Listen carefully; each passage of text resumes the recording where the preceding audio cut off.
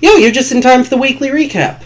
This is a weekly series I do where I go over the previous week in summary, analyzing what all we've accomplished. I give you some of my personal answers to the questions of the day, and then I give you something of an idea of where I think we're going to be going with the series in the next week.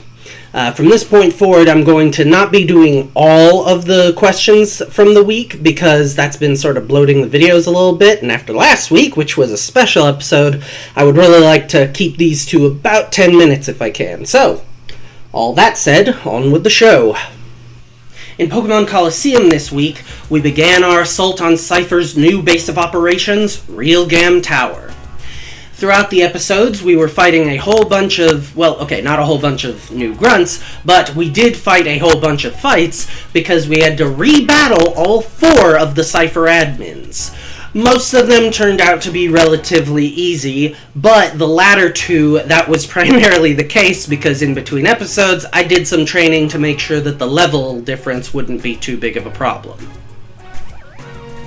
In Golden Sun this week, now that we finally have access back to Vale as well as Vault, we went back and visited some caves that were in those 2 cities that previously we didn't have the synergy necessary to access. We got some extra Jin for our trouble, and then we went and visited Calais to try to figure out what the deal is with Master Hammett. Unfortunately, as we left things this week, we kind of still don't know exactly how we're going to proceed with the Hammett quest, so I'm still going to need, before I do the next set of episodes recording, I'm going to need to look up what it is we need to do in order to become a shadow to sneak past those guards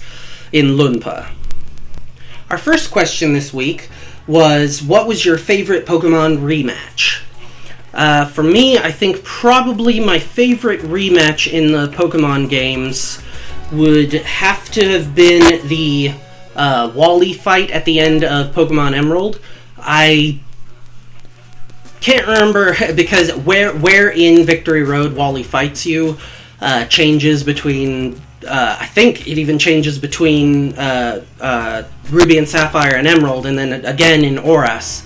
So I don't remember if in that one you open the cave with a fight against him, or if you end the cave with a fight with him. But either way, it was definitely a very interesting fight, because he's, by that point, got some very good Pokemon, but also the sort of story that you've in the background been finding out about him ever since your first introduction to him right outside of Petalburg Gym, where at that point you don't know anything about him except that he's going through something of an unconventional route to get his first Pokemon, assuming the way that you got it from a professor is the normal conventional way of getting one. And then when you go and visit in Rustboro, I think, where his family is, and you find out about the fact that he's sickly and that this is all being really good for his health,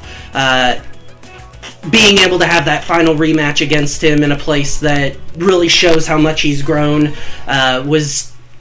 story-wise as well as battle-wise, a very memorable rematch. The next question that I'm looking at was, what is the worst timing-based puzzle you've ever faced? I think I would have to say some version of another of what is the name? Is it like Super Hexagon, I think? Where the idea is that a shape in the middle is constantly expanding, but one of its sides is open, or multiple sides, and so I don't think I've ever actually played the actual game of Super Hexagon, but there's a lot of other games, specifically WoW, that I play that incorporate that as sort of like a mechanic or a mini game that often shows up, and there's encountering it in those games is why I'll never play it for real, because I don't like that constantly having to move sort of puzzle, because I do better with puzzles when I'm given all the time I need. So when you're constantly being faced with, alright, now figure out how you're going to get to this side, then this side, then this side, then this side, that's definitely a lot more pressure than I'm used to having while trying to do puzzles. So I guess really any other puzzle that includes really constant timing. If it's timing where you like get to see what the thing is and then you have to perform it under timed circumstances, that's a little different. But if if right from the get-go, the very moment that you see the puzzle and can start trying to work it out, if you're already being timed, that's definitely not something I particularly like. And then the last one I'm going to look at is what do you think a fair level difference would be between various bosses? And for that, I'm mostly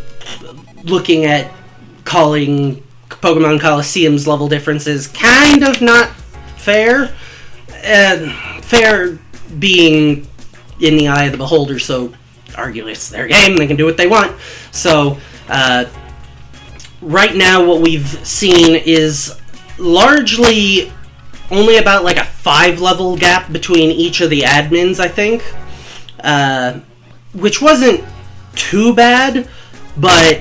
even just that accumulated pretty quickly considering how kind of sparse and difficult EXP is to get in that game. So personally, what I think I would have liked to have seen would be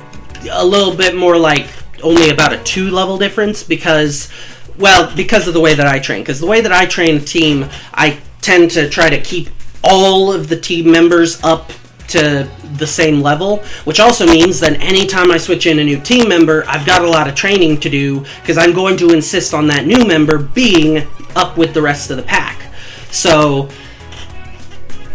with my style, if there was only about a 2-level difference, that would be pretty easy to keep up with, considering I'm not thinking, oh, I just need to have, whatever the one best Pokemon against their team is, I need to make sure that they're ready. No, I'm trying to keep the whole group, and so 2 levels each among 6 Pokemon, that takes a lot of XP, and especially in Colosseum where there's like no wild battles and the trainer battles are long and arduous, yet don't reward you with that much EXP, that does end up causing a bit of an imbalance that, combined with the fact that, like I said, you're getting about 5-level difference for each of the bosses, it starts to stack up, and as you not technically seen, because I've done it off screen, it's required quite a bit of grinding in the Colosseum matches in order to try to keep our levels, and honestly, we've continued to always be a little bit below level, but at least we're no longer fighting about 10 levels ahead of us, which was the case with the second admin. As for next week in Pokemon Colosseum, we will continue our way through the Realgum Tower. I expect there to be, now even though we've beaten all these admins, I'm still expecting there to be a fair number of grunt fights before we reach that crazy-haired guy whose name escapes me. And I happen to know that that's just beating here at Realgum Tower, I do not believe is going to be our final act. I think there's still a little bit more than that, so I am expecting Realgum Tower to be completed by the end of this next week set of episodes,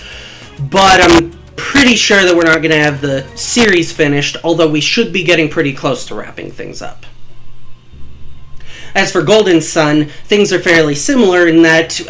we ended that last episode figuring out that Calais needs our help getting Master Hammett back, and they don't really have any idea of what to do, and so that's going to be what's going to occupy us. And if memory serves, I think, again, I don't remember how we actually get whatever the synergy is that's needed, but